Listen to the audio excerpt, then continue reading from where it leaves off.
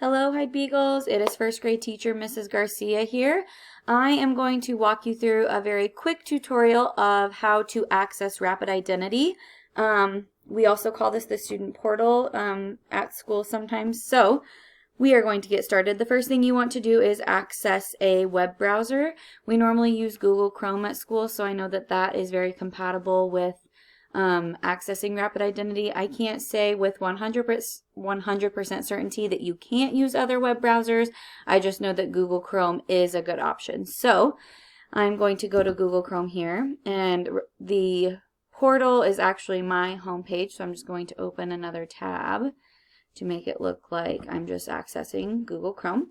So if you are in a web browser, first thing you're going to do is type in the portal website, which is portal.usd259.net, and enter.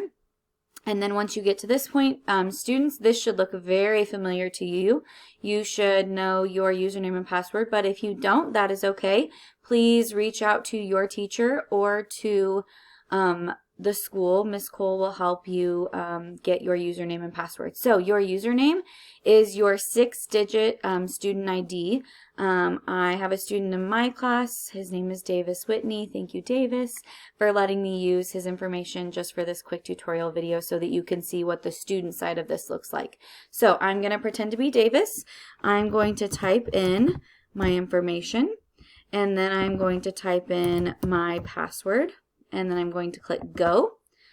Once I do that, the portal or Rapid Identity looks like this. So here is a hub full of resources that are provided by our district that you are able to access. Some of the main things that I believe the district will be asking you to access is Dreambox and Alexia.